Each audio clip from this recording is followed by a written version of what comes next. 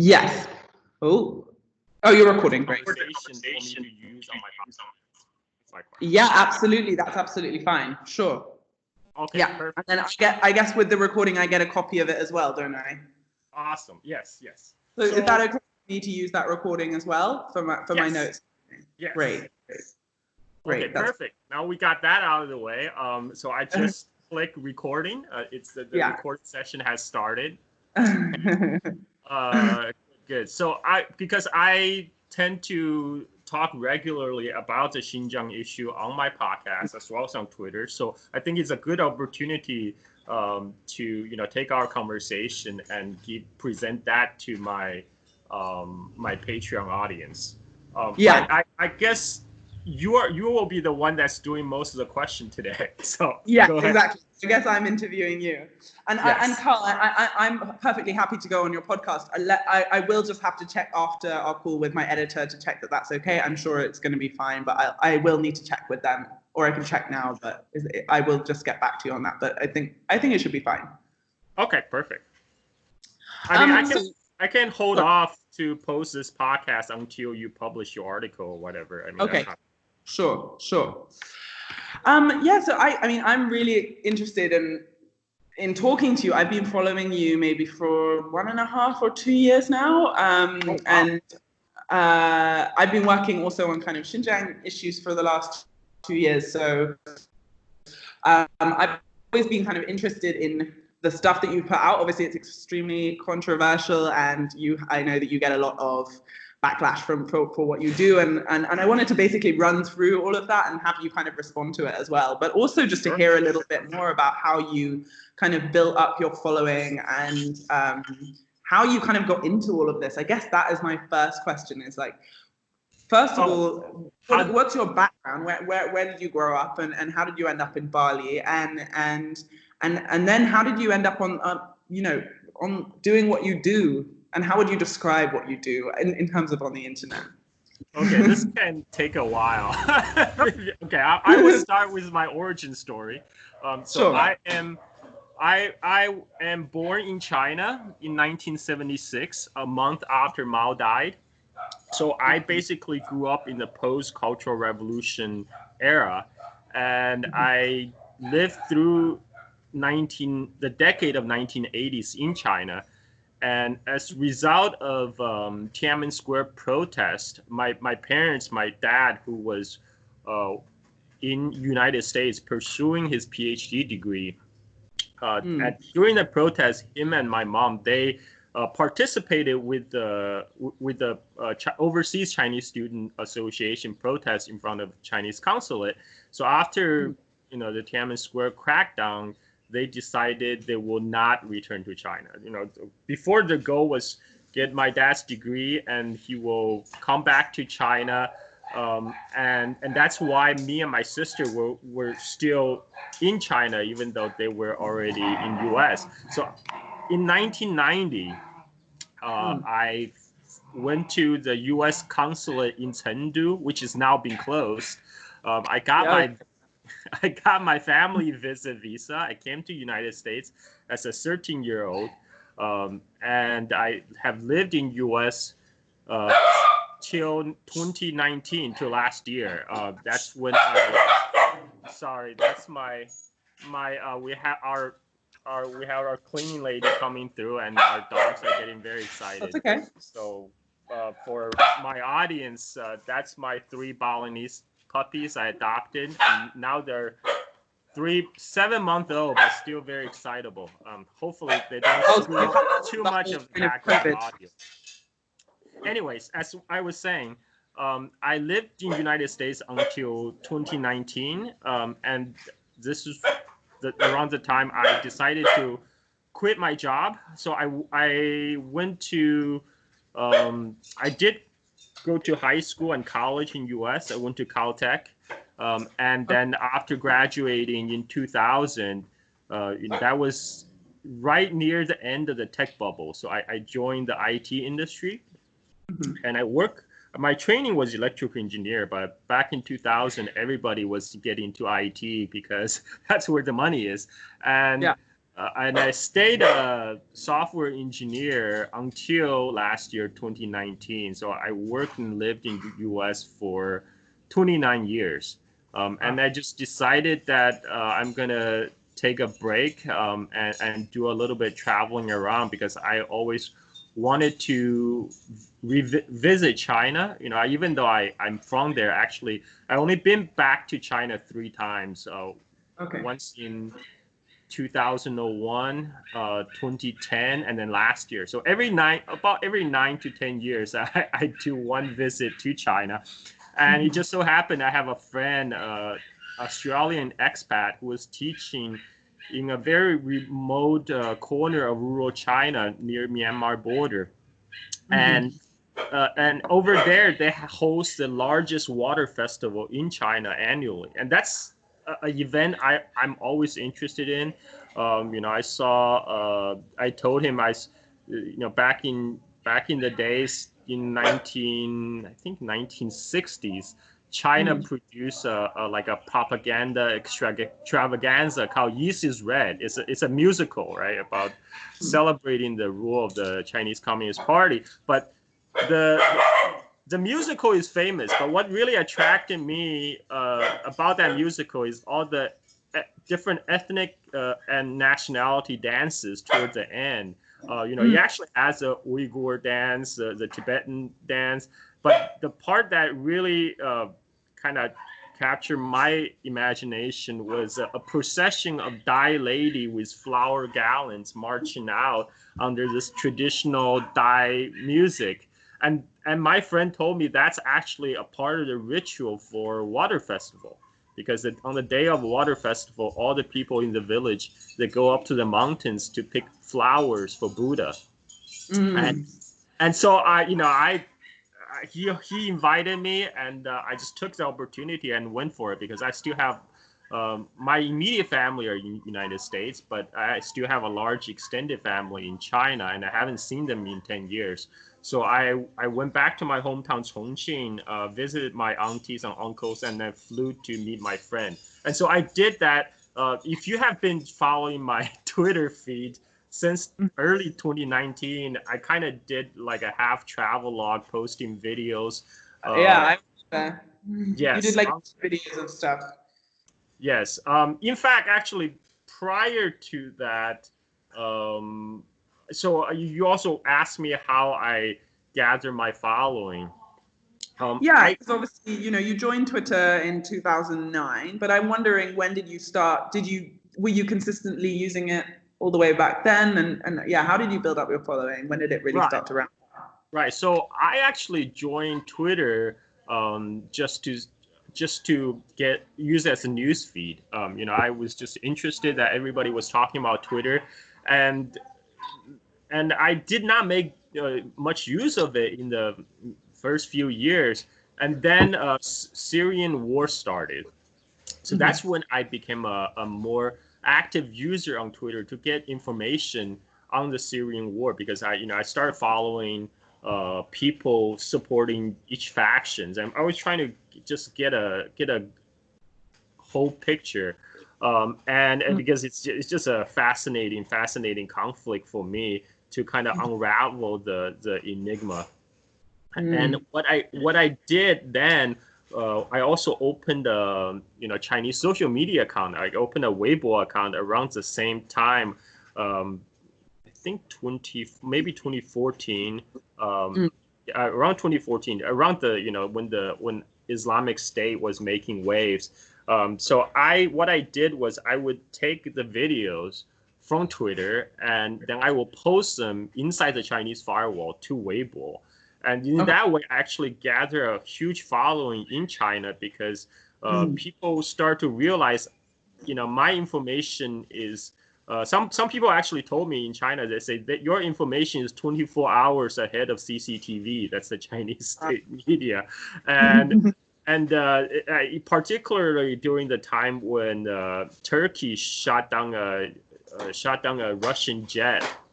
I think that was November 2015. I saw it on real time on Twitter when people were posting videos of it, and then I took those videos, I posted to Weibo, and that gave me a huge.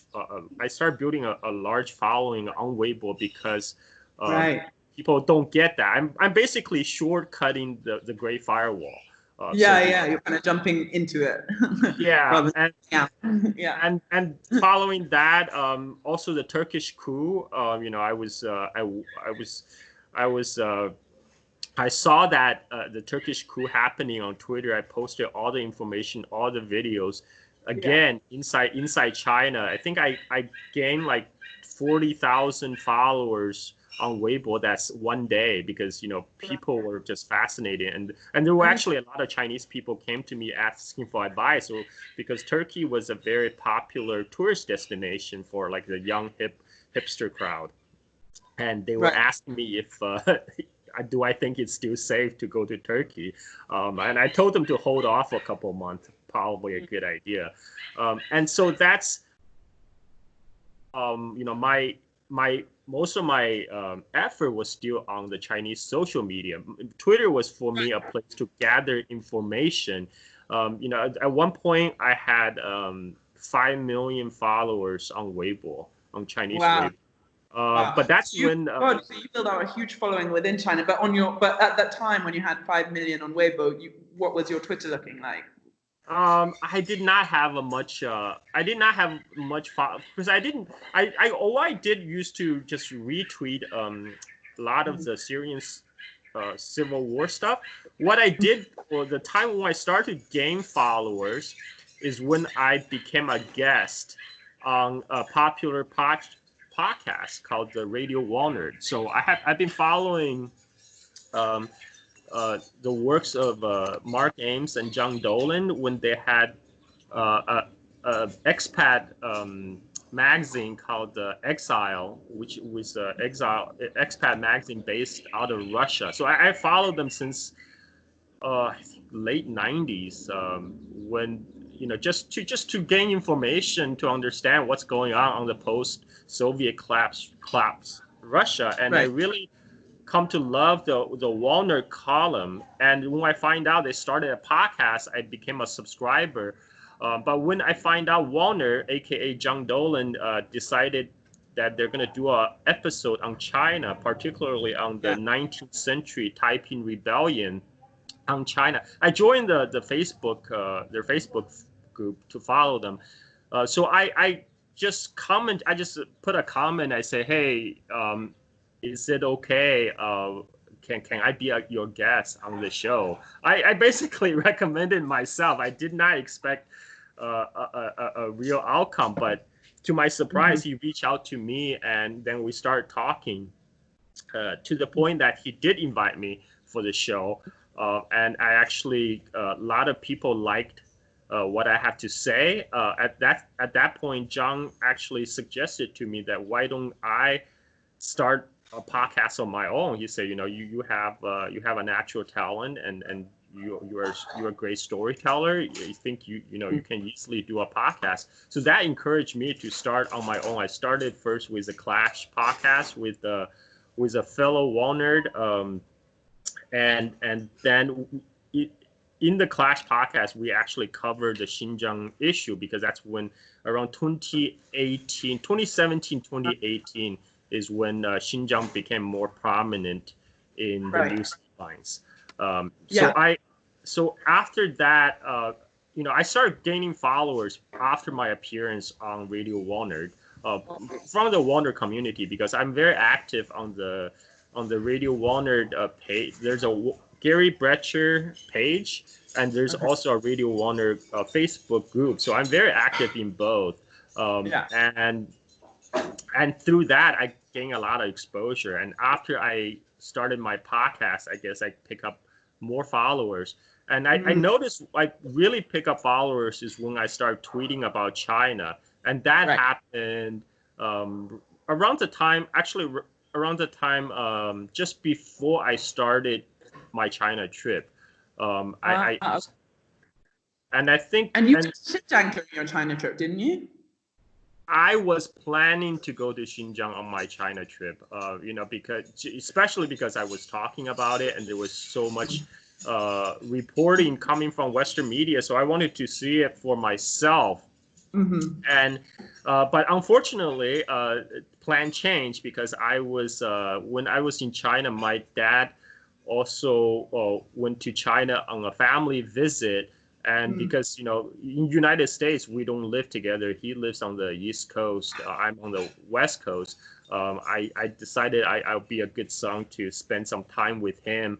And he had some injury with his ankle, which the doctor in the United States told him he needs surgery. And he was kind of scared of surgery. So he came to China to seek treatment from traditional Chinese medicine. And my uncle was actually a practitioner. So he was basically chilling at my uncle's place, my auntie's place for a month, 2 months. And so I just accompanied him. And after that, I got really cabin crazy. I wanted to surf because I'm a surfer. I had planned to do like a vacation. Surfing in Xinjiang. Yeah, so I thought, okay, I can put off the Xinjiang trip for a little bit. I'm just going to go to Bali for like a month, and then I can always come back to China because I have a 10-year multiple entry visa. But then, one thing led to another. I love Bali so much. I ended up staying longer than I had planned. And then, COVID happened. So now I'm here. I'm in Bali. There we go. So now we come up to the present day. So I guess I want to talk about Xinjiang. I mean, I think, I follow you because I mainly report in terms of China issues. Like I mainly report on Xinjiang, and we can talk about like how I got into that and stuff. But I see Xinjiang as kind of your trademark issue. Obviously, you tweet quite a lot about Hong Kong and stuff. But I was wondering whether we could just start by kind of you telling me exactly what you feel is going on in Xinjiang or has been going on in Xinjiang since 2018. Well, the Xinjiang issue actually has been festering for a long time. The crackdown started after 2009, in the immediate aftermath of the Urumqi riot, the July 5th Urumqi riot. And then the security had been tightened in Xinjiang.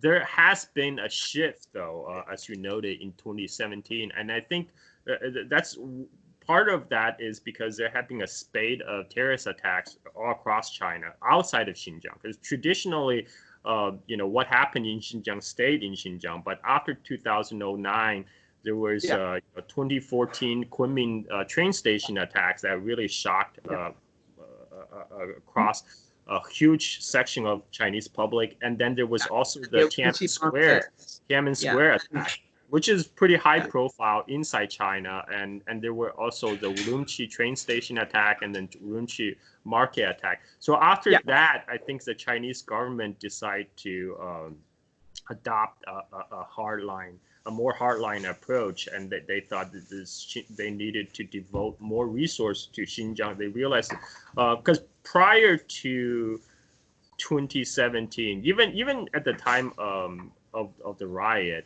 the rhetoric coming out from the Chinese government has always been that this is an incident that's been stirred up by overseas hostile forces, right? It's a small group of extremists and separatists that's trying to create problem in the harmonious society. But after 2017, I think there's a tacit admission on the Chinese government part. I mean, judging not from their rhetoric, but judging from what they have done, is that their policy, whatever their policy they have been doing in Xinjiang, is not working. And I think the overall goal of the Chinese government is to incorporate Xinjiang and to integrate it more tightly with the rest of China, because Xinjiang has always been, Xinjiang is the Xinjiang Uyghur Autonomous Region. So, by law and by the very idea, it's supposed to enjoy a high degree of self-autonomy. And it was governed quite differently from the rest of China for most of the 70 years of PRC. And part of that means, you know, the Uyghur people are entitled to be educated in their own language, you know, from kindergarten through college, right? There's Uyghur schools teaching the Uyghur language, and this in 2017 is definitely a shift point, because the previous party secretary of Xinjiang, he was being replaced by Chen Quanguo. Chen Quanguo, you probably know, he was a party secretary previously of Tibet. You know, was being credited basically for handling the Tibetan situation for the central government. And in a way, I think he adopted his Tibetan method applied across the board to Xinjiang, and then that's already being widely reported across Western media. It's like the adopting of a lot of you know, heightened security and the surveillance cameras everywhere, right? That was first been implemented in Tibet. You know, Lhasa. If you go to Lhasa, there's like security cameras everywhere. Absolutely. That's being adopted in Xinjiang, but even on a deeper level, I mean, I think what is happening in Xinjiang is the Chinese government is carrying out a massive social engineering project.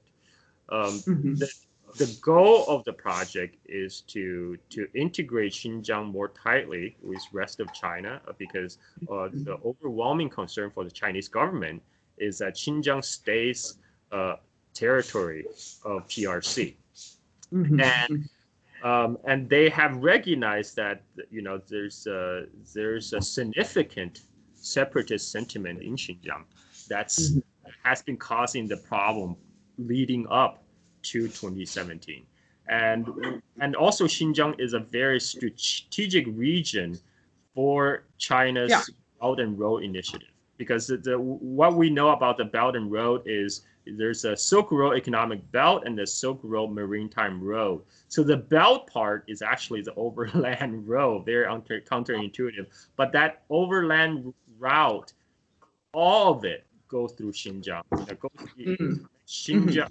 China, through Xinjiang to Central Asia, to Russia, to Pakistan, you know, down to the Pakistani port of Gwadar, which will connect it to Persian Gulf. So Xinjiang is a linchpin. I mean, because geographically, Xinjiang has always been a crossroad on the Silk Road. Yeah, it's very strategic, kind of linking China to the rest of the world. So for China, there's no question of giving up Xinjiang, right?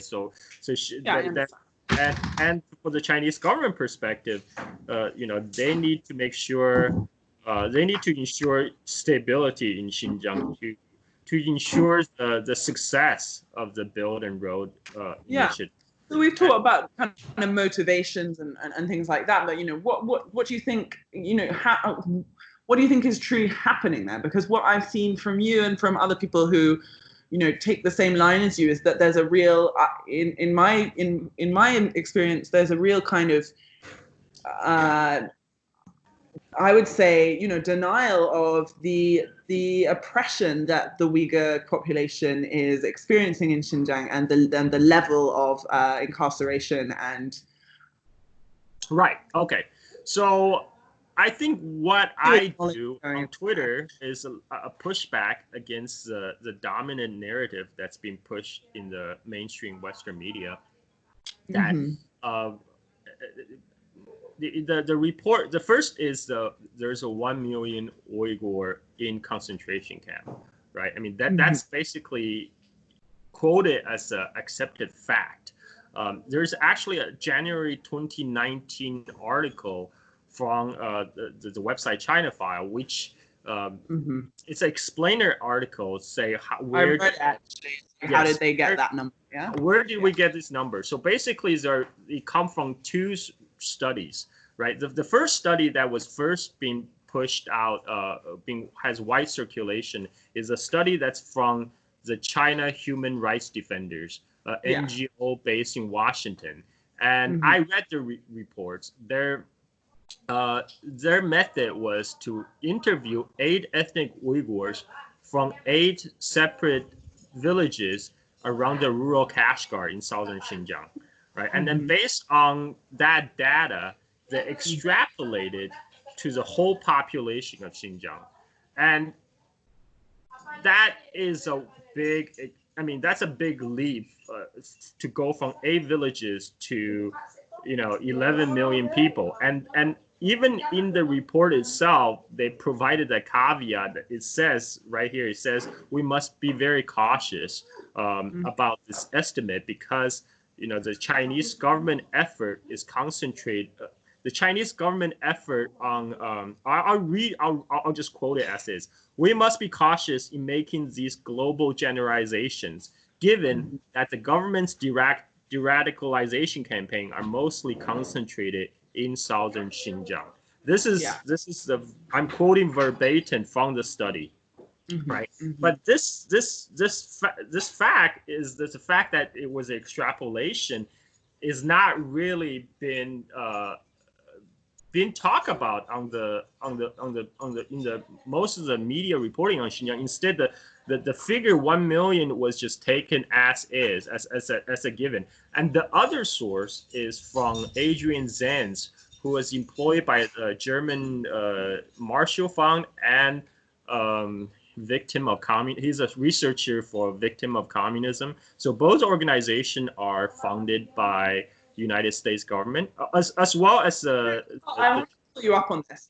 On who. I think that it's kind of an insult to your intelligence and the intelligence of the people who also agree with you that to take this incredibly simplistic line, where because of the funding that people receive, that they are then therefore part of some kind of bigger operation. It's almost like in my view, it's like, I mean, I spend a lot of time reporting on disinformation and conspiracy theorists. And, when I talk to conspiracy theorists, they talk in the same way, like these people are being funded, they have a secret agenda. I mean, I just think it's I could quite, and I have seen a lot of other people make the same accusations of you. I like to One second. Let me just finish.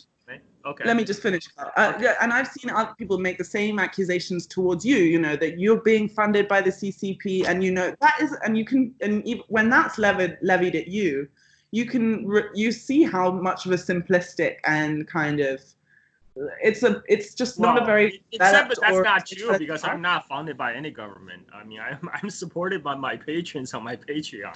I mean, like they can whereas what I state about their founding source is literally documented on their own website. But what I like to respond with is that I do not trust Chinese government media. I do not trust the line that's being pushed by the Chinese state propaganda. Equally, I do not trust media source that's being pushed by U.S. government. I mean, I don't trust either governments. I mean, why should I? And look at right now the situation we're in with a free fall in the Sino-American relations. Right now we are in a new Cold War. Right now, U.S. is pushing. With the closing of the consulate, with banning of Huawei, banning of TikTok, we have moved from the trade war to the tech war. And we have people like Pompeo giving official speeches about the need for regime change in China.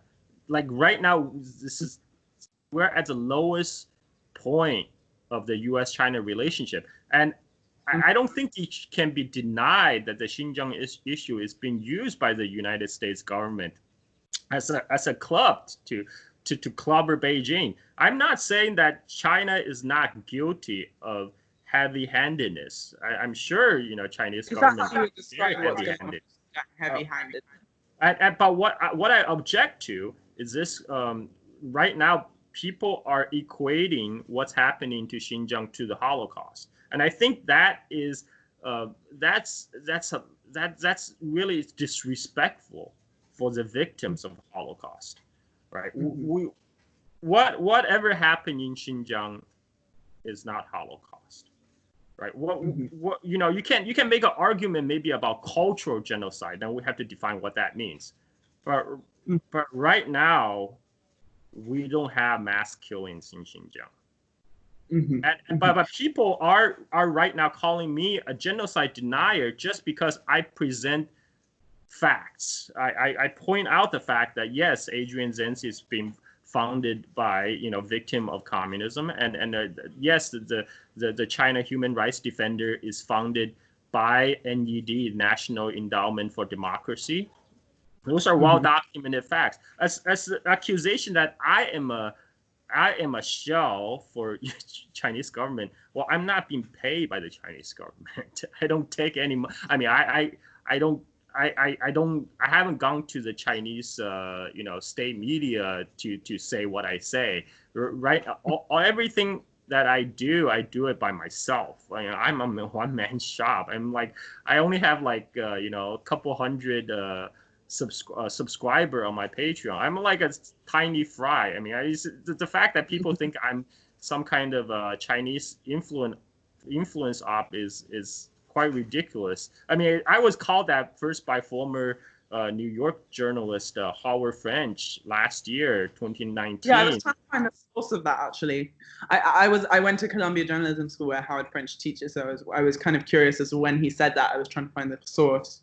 I have the screenshot of his tweet if you want it. Oh, it's a tweet.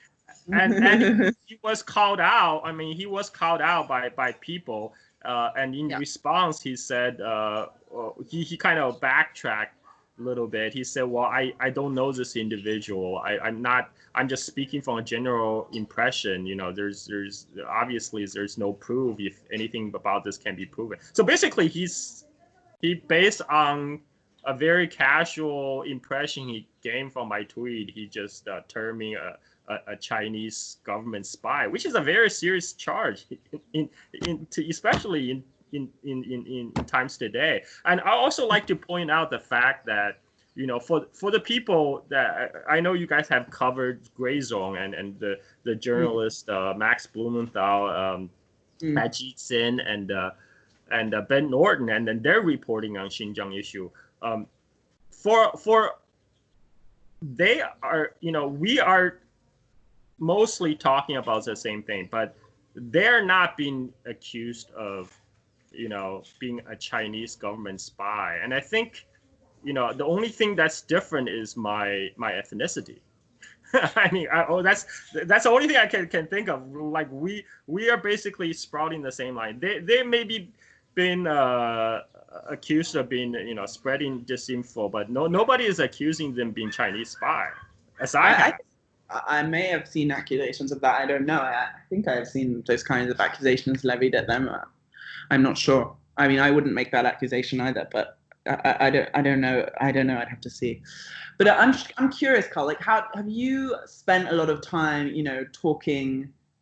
Have you spoken much with people, Uyghurs, like living in the diaspora or living in China? So, I was in a WeChat group, even from the days of 2015, with a group of people from Xinjiang, both in and out of Xinjiang, both Han and Uyghur people.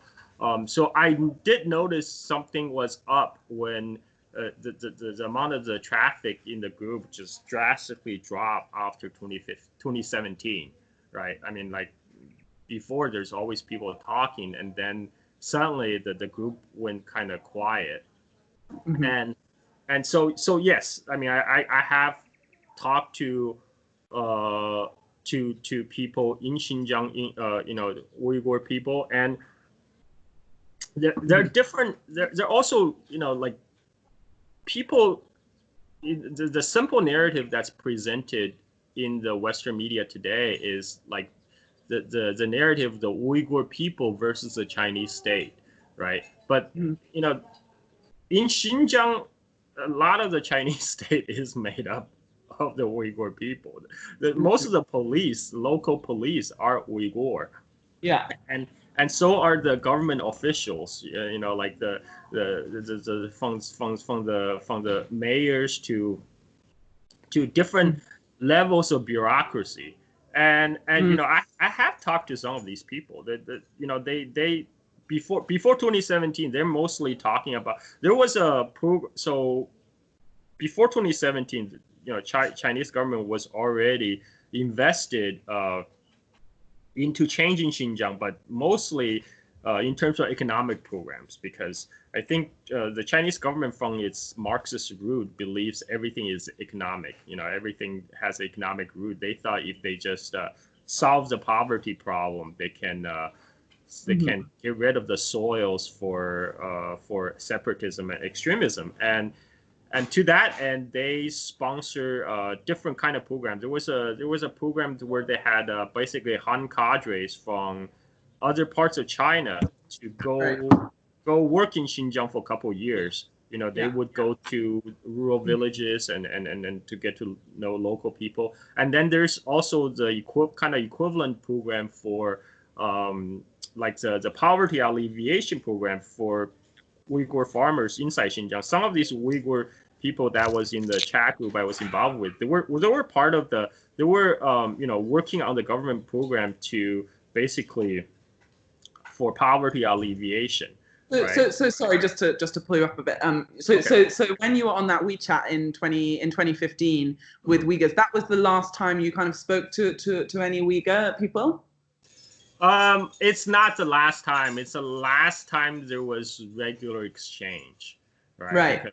Because and I'm curious why that is, Carl, because you know you spend so much time talking about Xinjiang, and I've never been to Xinjiang, and I quite often get this point made to me, like why are you reporting on it when you've never been there, and we can talk about that, but you know, why I want to ask you, like why are you spending so much of your time talking about Xinjiang and the Uyghurs and then not speaking to Uyghurs themselves? Well, I did speak Uyghurs. I just told you I was speaking to Uyghurs in the WeChat. I mean, that's one of the motivation for me to join that WeChat group, is to talk to Uyghurs from Xinjiang, actually, who are actually, you know, not the Uyghurs in exile, but the Uyghurs who are inside Xinjiang still living there. So I can get an sense of what's going on the ground. Right, but that was 5 years ago. 2017. That's not 5 years. Oh, sorry, I thought you said 2015. But still, okay. So that was 3 years ago. That's still before quite a lot of. Well, I mean, for regular exchange, yes. I mean that group is pretty much defunct now. But you know, just even last year, like there will still be occasional messages. Like actually, just earlier this year, one Uyghur guy logged on. I even I even made a joke to him. I was like, I thought you guys are all in the camps. And he responded to something like, yeah, we should all we could all get some education. I mean, he was joking, of course, but you know, besides that, there wasn't really there wasn't much discussion about of course, about the government policy and so much, because one of the person who started the group actually talking about disbanding the group, because she was a journalist based in Beijing, but she was worried that she will get people in trouble. But I mean, like, but then I don't know, like, you know, it's you know, so you want to know why I'm always fascinated by Xinjiang? I just have always been fascinated by Silk Road, so I always have. That's a region that I was always fascinated about. So I always try to find out any information I can about it. I mean, that's the whole reason I got, you know, I got myself invited to the WeChat group. I'm just kind of interested into why, you know, like why you're so interested in Xinjiang, and maybe it's I know, I get it. It's like obviously really, really hard to talk to Uyghurs now who are in Xinjiang for the reasons that we've been talking about. But why don't you take, you know, and you talked about being on an expat podcast, and why aren't you interested in Uyghur expats, people living around the world who can freely talk to, who can tell you about their experiences and the experiences of their family without, you know, fear of being watched? And I'm curious why you're not interested. Well, but nobody has reached out to me. Nobody. Why haven't you reached out to them though? You know, you are a big influencer. You have like nearly 50,000 followers. You spend a lot of the time. You know, you're probably I would say you're probably the biggest person who has the biggest Twitter presence, who's consistently tweeting about Xinjiang, and yet you're not interested in hearing the stories of Uyghurs themselves. That's I think that's you're leveling an accusation right now, because I mentioned before, I am a one-man shop, right? I mean, my contact is limited to the people I know, right? I have told you before, I know and have talked to, communicated with Uyghurs who live inside Xinjiang, right? And for whatever reasons that they are not available for speaking right now, right? I mean, like as for what you're saying about the Uyghurs living exile, there are actually plenty of outlets for them right now. I mean, there's many, all the news channels, all the mainstream news. I'm a small shop. I'm a one-person channel. There are many big news outlets: BBC, CNN, Wall Street Journal, New York Times, you name it. They're all interviewing all the head of the Uyghur exile organizations. There's even podcasts. There's a podcast Seneca. They had Nuri Turkle, the head of former head of the Radio Free Asia Uyghur service, on to talk about the Uyghur issue. So it's not like the Uyghur issue is not being extensively covered. No, I guess presenting a different view, right? I mean, like you're I don't get it why I need to cover the same ground as the mainstream media. I'm trying to cover the ground that's not covered by the mainstream media. But that's the thing, is that you're presenting this view, but you're not interested in hearing the views of the oppressed group that we're talking about. You are.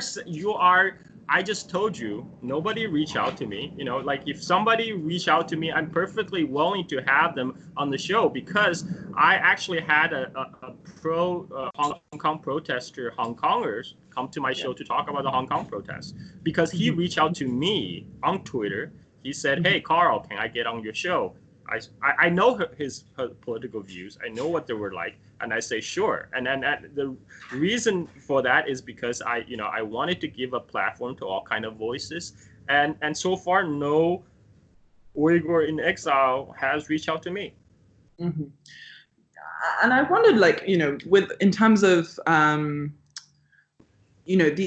reason I can tell you the reason why I do this work, and it's because I've spoken to probably, more than I've lost count now, but more than 100 Uyghurs since I've been beginning this reporting process, and not just big activists, but also just regular, really, really normal people from very, very different backgrounds, like seamstresses or housewives, or people who are just not activists and not interested in activism, and I just wondered, maybe if you spent some time talking to these people, you would see the struggle and the horror that they and their families. If you put me in touch, like I'm more than willing to host them on the show and have a frank discussion. This is like I said, I'm a very small one-man shop. My network is limited. I don't have the resources of New York Times or Wall Street Journals or whatever. I'm not backed by anyone but my patrons. So I could, if somebody want to be on the show, reach out to me, I'm more than welcome. Like, it's like how you reach out to me on Twitter, right? You want me to talk to me about Xinjiang and my views, and so here we are, we're talking. So if anybody listening to this, maybe your audience listening to this, I'm more than willing to host my show. Oh, what do you think of those those Uyghurs?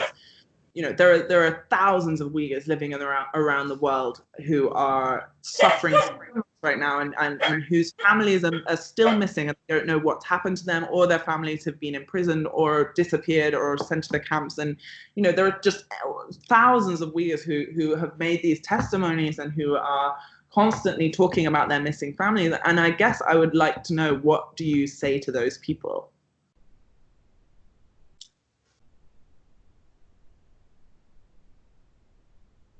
Okay, I mean, come talk to me. I'm willing to have a frank discussion. Yeah, but what do you say to those? I'm willing to learn, right? I'm always willing to learn about their plight, about their information. You say you have talked to thousands. I would say more than. So let me,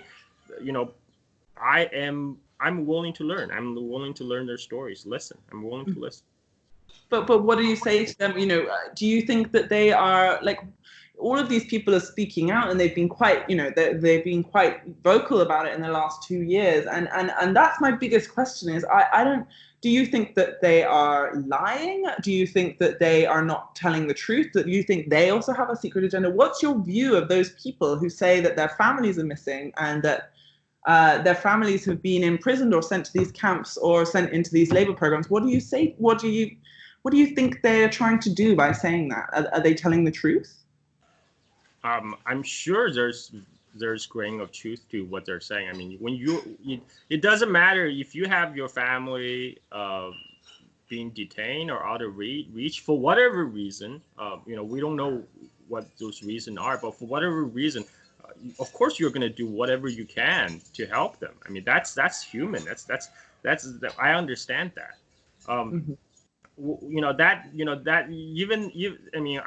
I understand why some of these refugees or exiles would work with whoever who is willing to listen to them, who is willing to help them. Even if they have to work with CIA front group like Radio Free Asia, but they are just desperately trying to get whatever help they can. I sympathize with that. I understand that, right? But I am speaking, right, as American citizen, as a Chinese American, right, who is now in this era when government of United States is trying to initiate a Cold War against China without much popular discussion, with no public input, right? And when they're leveraging human rights abuses or allegation of human rights abuses to achieve that end. I mean, I am old enough to remember the justification for the Iraq War. I'm old enough to remember the justification for the Gulf War. I remember the tearful testimonies of the teenage girls who went on American TV and talk about how Kuwaiti babies are being thrown out the incubators by the evil Iraqi soldiers. And later it turns out that the person that was giving the testimony was the daughter of the Kuwaiti ambassador, and that testimony helped to sell the war. And then we also know about Libya. We've been told by Susan Rice, our top official, that Gaddafi was handing out Viagra to his soldier to commit mass rape, and now we know that's also bogus. We have witnessed again and again U.S. government using so-called the humanitarian interventions to carry out its foreign policy goals, and often with disastrous consequences. Millions of Iraqis have died as a result of Iraq War, and no one was held accountable. And I don't want that to happen. Like now, China is not Iraq. If we could potentially get into a situation where it's no longer a Cold War but a hot war, and a hot war with China could easily go nuclear in 20 minutes. And now we're talking about Armageddon. It's not.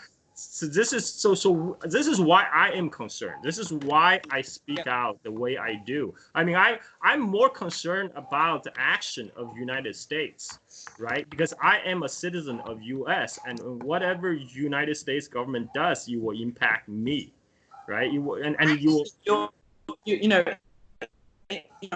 I understand, and no one wants a U.S.-China war. I mean, that's the last thing anyone needs. But I'm curious, in terms of, in your kind of quest to stop that happening, and I understand those motivations. I feel that you have cast aside or ignored or actively suppressed or laughed at the human rights abuses that are happening in Xinjiang. I mean, do you even acknowledge that there are human rights abuses happening in Xinjiang? I never deny there's human rights abuses in Xinjiang. I did a 3-hour podcast on Xinjiang issue in 2018 when the issue first came out. And I talk about, how heavy-handed the Chinese state could be in implementation of its policies. I have talked about the racial profiling in, different Chinese cities when the Uyghurs have to face when they need to check into a hotel or get a place to live. And I have talked about, the multiple checkpoints they were subjected to.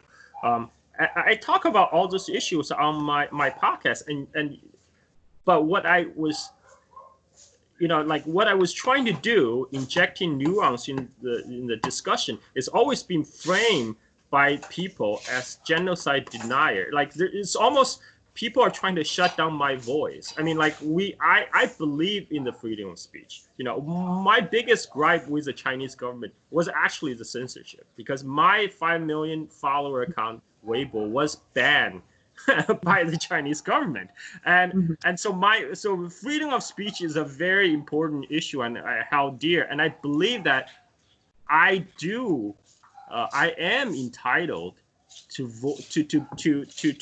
voice my concerns, right? And but what I see is a concerted effort, on parts of the so-called the China Watcher community who are gatekeeping, and who just wants to shut down even a small independent voice as mine, and just because my voice is is different from theirs, and may conflict with their own narratives. What happened to what Voltaire says? I may not agree with you, but I will defend to death what your right to say it.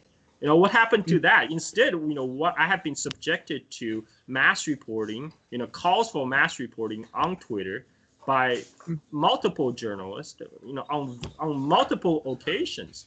I mean, that's shameful. This is where United States was founded on certain ideals, right? Right now, U.S. is not living up to those ideals. I don't expect China to live up to the ideals of freedom of speech. They never even proclaimed they're for that stuff, right? And, I am a citizen of the U.S. I subscribe to a certain You choose to defend those ideals. I feel the U.S. government should be held up to those ideals. That's what I'm trying to do, and I reject the accusation that what I do is somehow suppressing. It's like you said, suppressing the other voices. How can I suppress the other voices? You have the whole Western mainstream media reporting on Xinjiang.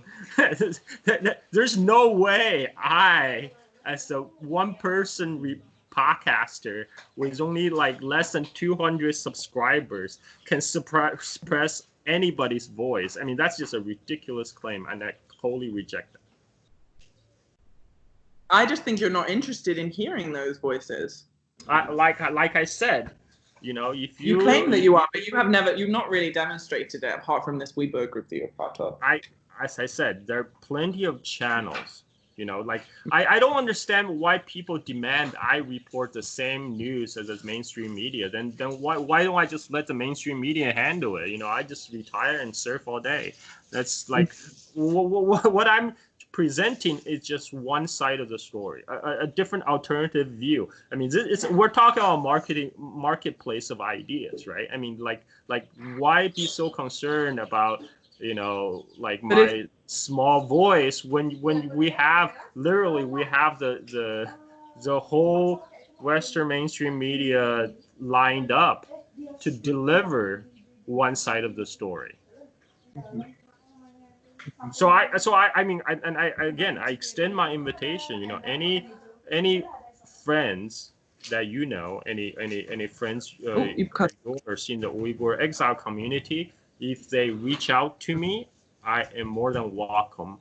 I would love to host them on my podcast to talk about their experiences. and to have a frank discussion about this. I mean, do you acknowledge that? I mean, are you morally opposed to what's happening in Xinjiang? I feel very conflicted about what the Chinese government is doing because it is very heavy-handed. It is a massive social engineering project. What they're trying to do is reverse the socio-economic ideological trend that have been happening in Xinjiang for the last 20 years. What the Chinese government is concerned about is that they feel that the Xinjiang has gone from being a largely secular place, turning into getting caught up in a revive. I'm just talking about the Chinese government perspective. I'm not speaking for myself.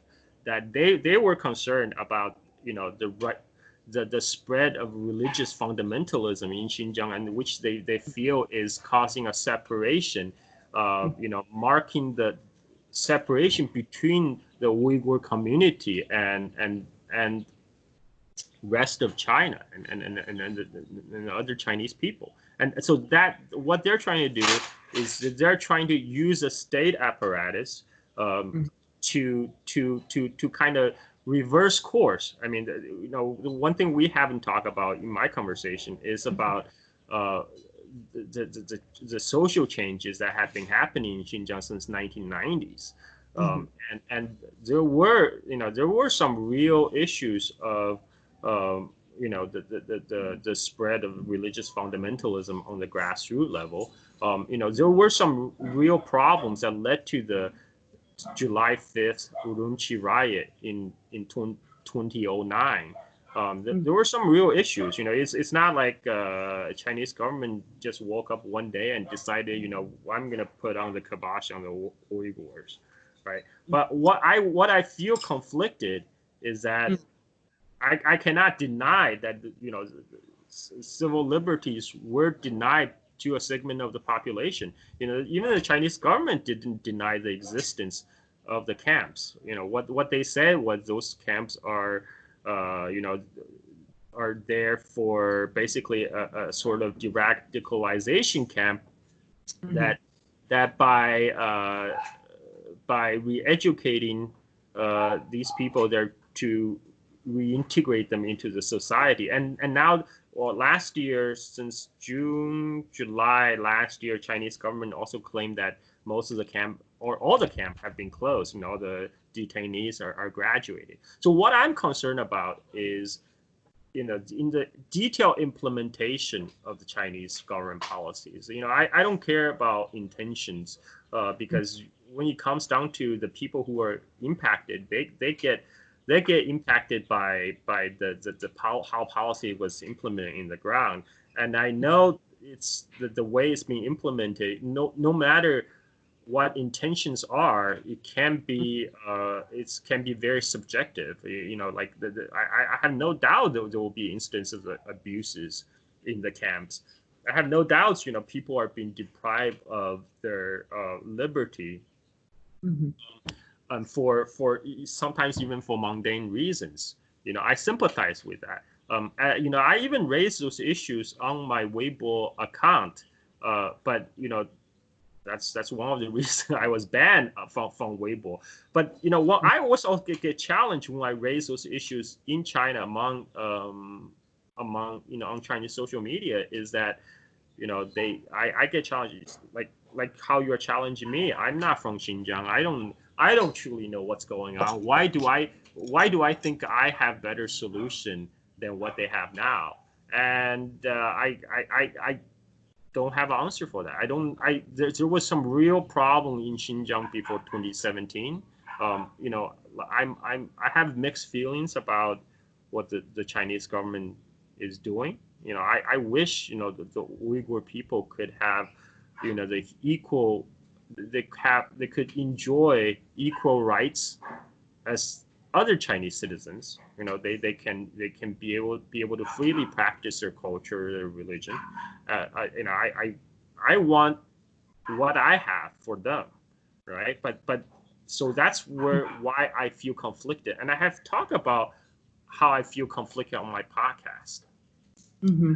And if people have listened to my podcast, I have stated on more than one occasion that yes, the Chinese government policy is very heavy-handed. I feel very conflicted about its implementation. I don't know if that's the best approach. And then again, I don't have better solutions. I just don't know. I just don't know enough about how the situation can be resolved. And because there is a serious crisis in Xinjiang. I mean that's how everything get resulted from that.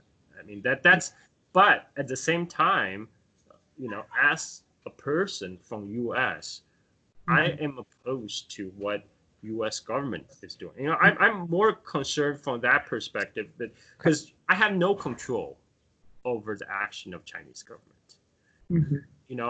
But in U.S., where theoretically where I have freedom of speech, I have more leeways to voice my concerns and influence, and at least try to influence some people in U.S. and about how they think about this U.S.-China issue. Mm-hmm. Mm-hmm. So I'm curious about your life. I'm wondering. First of all, a lot of when a really horrific. There have been a lot of pretty horrific stories coming out of Xinjiang, and I wonder, like, how does that affect when you hear some of those stories? How does that affect your feeling of confliction, or do you are you more poised to kind of try and figure out how stories aren't true? Right. Well, I mean, my first instinct to get more information on the reported incident, whether those are true events as reported, or Cold War propaganda, just to get U.S. to fuck China, in the words of White House officials, right? I mean, because so I'm trying to find out the truth about what's really going on, and I'm sure there are instances of human rights abuses. I'm sure there are instances of the abuse of power, just like there are instances of them happening in United States. I mean, there's no equivalent of Xinjiang in the United States or anywhere in the world.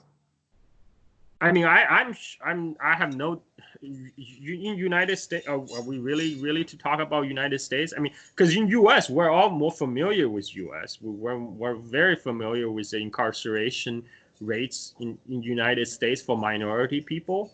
All right, we are all aware of the horrible conditions of U.S. prisons, right? But I'm not trying to make a comparison between China and United States.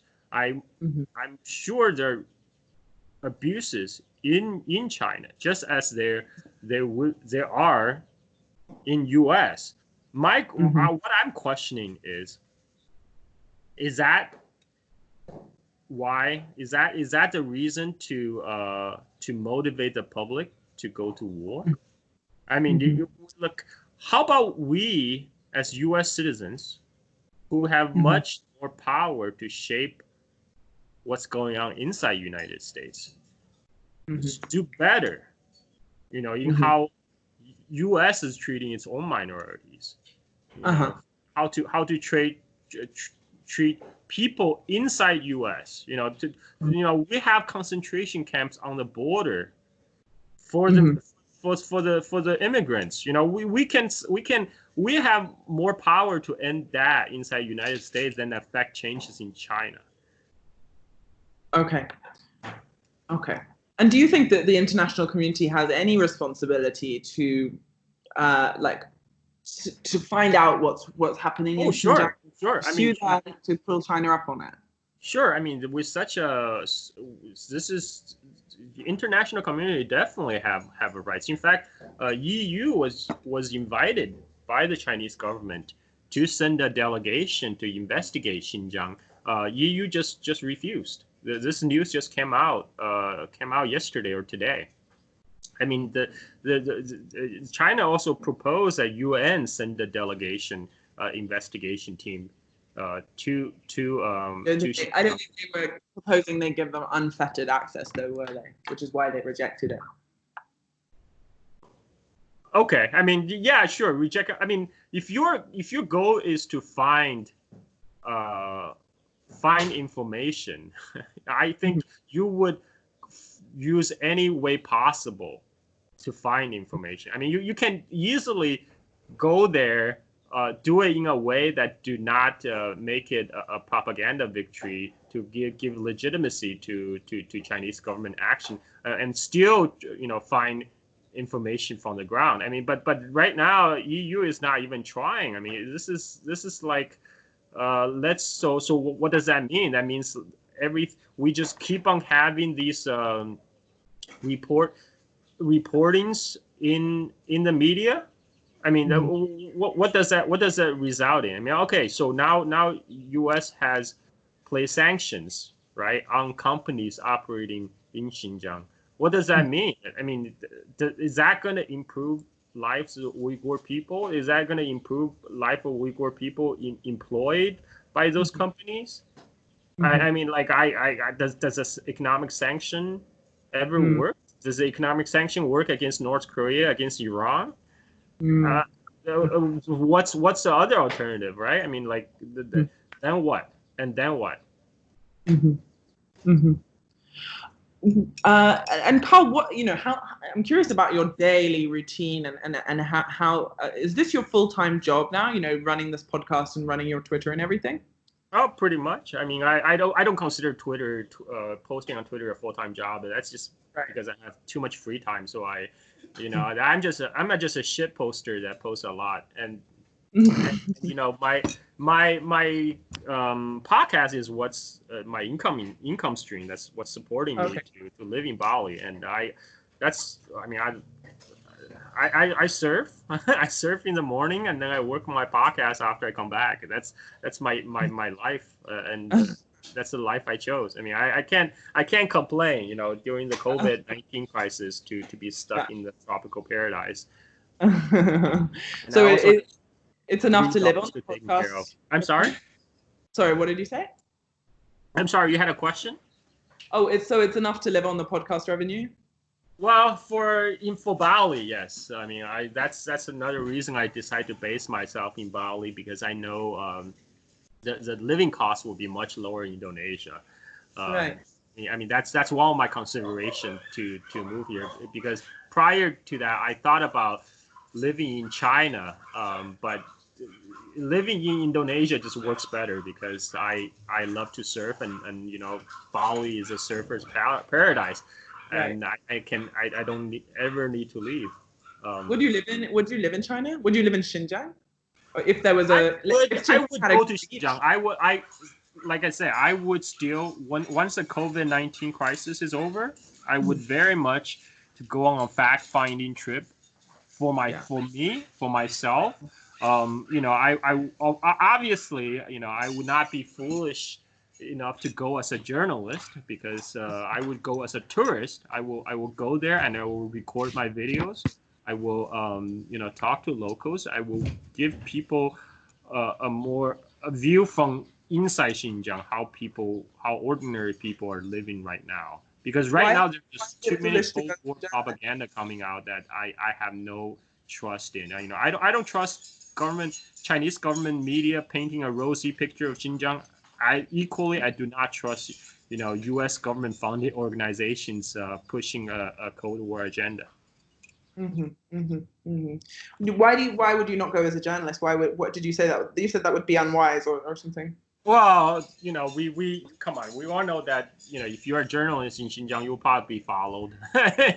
You'll probably be obstructed. That's just not necessary. In fact, Radio Warner, a friend of my podcast, actually interviewed a tourist who had been traveled to Xinjiang. That's what actually his advice. He said, don't go to Xinjiang as a journalist, because as a tourist, you have much freedom to explore. That's another thing about Xinjiang. Unlike Tibet, Tibet, you actually require a special permit to visit. You have to be part of a tour group. But Xinjiang is free. It's open. If you have a valid Chinese visa, you can go to Xinjiang. as a foreigner. There's no restriction. So I think anybody who's really interested to find out what's going on in Xinjiang should go there, see for themselves, and as I will once the COVID-19 crisis is over. Right now, I'm stuck in Bali because there's no international flight, so I have to wait for that. Stuck there. And I was curious about, the people in your life. I don't know what your social situation is in Bali, and I'm sure it's greatly diminished since the COVID crisis. But the people back in the US and your friends and family, I was curious. What do they think of your kind of online presence and your online work and activities? I think a lot of them want to have my life, but they have families, they have kids to feed. Right now, actually, I'm recently engaged to a local, to my fiance Ani. She's a local Balinese woman, and so like now I'm ready to put down roots. I adopted 3 Balinese puppies, so that's and then 2 chickens. So now I have my family is expanding in Bali. Yeah. And your fiance, if you don't mind me asking, what does she think of your work? Does she have any opinions on it? She actually she's broadly supportive, no matter what I do, and she actually she's the one that urged me to start my podcast on retelling of the Romance of Three Kingdoms. Is the classic Chinese novel that's gaining more popularity outside of China due to proliferation of video games like Total War Three Kingdoms. So she's very supportive. I'm very grateful to have her in my life. Mm-hmm. Have you ever had this situation where, I think if I was your friend or if I was in your family, I would probably, as I do with sometimes my own family members, if I politically disagreed with you, do you ever have people kind of send you articles or send you new evidence of abuses in Xinjiang and kind of call you out on some of the things? Do you ever have that sure. kind of thing? I have, I don't see eye to eye with my family on all political issues. Even my parents, they voted for I think for 20, normally like one will vote for Republican, the other will vote for Democrat. So they basically cancel each other out. I told them you should just stay home and save them the trouble. But family is family. They would send me articles if it's something they don't agree with me with. But again, I have my own opinion. I'm adult. I can form my own opinion based on facts presented to me. I also have many people on Twitter. They direct message me on all kind of news articles, all kind of items. So they're welcome to continue to do so. I do look at those, and I do take those into consideration. I guess I'm just curious because you described at the beginning of our conversation about how your family, they did the student Tiananmen Square protests and they decided not to go back to China after that. And you could say that it sounds like they kind of stood up against Chinese oppression. And I was just curious what they thought of you now devoting your life to essentially defending it. See, this is where you are trying to frame me. As I am defending the Chinese government. When I have said over and over, I'm not comfortable. I have mixed feelings, and I acknowledge their Chinese government heavy-handedness. And what I don't want is U.S. government pushing a Cold War propaganda to get us involved in another war. And as for my families are entitled to have their own political opinions as anyone. And in fact, I must point out that the Tiananmen Square protest in 1989 was very popular. For most people around that time, many Chinese people supported the protest. That just doesn't mean I even actually interview a Chinese student who participated in 1986 student protests in Shanghai and 1989 protests, and his view has completely changed after all these years. And I have also talked with many overseas Chinese community in Canada and US on online forums, and now it's I mean, it's not everyone who were supportive of the protests are now against the Chinese government per se. I mean, people's opinions can change. Like, do I support the Chinese government during Cultural Revolution? No, hell no, right? Do I support the Chinese government crackdown on Tiananmen Square in 1989? No, I don't support their method. I think that it was a huge tragedy, and you would actually split the Chinese community for a long time. But I do think that that protest, they need to find a way to wrap up that protest. I just hope it didn't end up violently. I hope that the government had find a way to end the protest peacefully. But I don't agree sending in tanks, obviously sending in People's Liberation Army against students. But that's my views. And do I think that China has made tremendous progress in the last 30 years since Tiananmen? Yes. I mean, I told you I was born in 1976, one month after Mao died. I witnessed firsthand how much China has changed. From a very poor, undeveloped third world country to the country that it is today. I mean, I have seen the improvement in the quality of life among my extended families. Every time I visit them every 10 years, I see they're doing better and better. And from my understanding, from talking to them, they are pretty satisfied with their life in China. Mm-hmm. So you don't support, so would you say you support what's happening in Xinjiang at the moment? Again, I already made my view clear. I have very mixed feelings about the Chinese government action, because it's a massive social engineering project, which I don't even know if it's going to work. And in the process, it lends itself to many instances of abuse, right? And I can totally, because I know how the Chinese bureaucrats on the local level functions. In China, we have a term called 简单粗暴, which means simple and crude, or simple and ruthless. And then the local bureaucrats will take always the simplest approach to implement a policy directive, and in many instances will do it regardless of the human cost. And I know that, because that's the feature of the system. And so I'm yes, I'm concerned.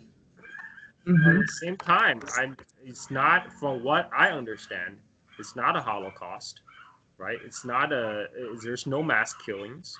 And the fact that people just for me to even present a different voice is, I have their attempt to try to shut me down. I think that kind of that speaks more loudly than anything else.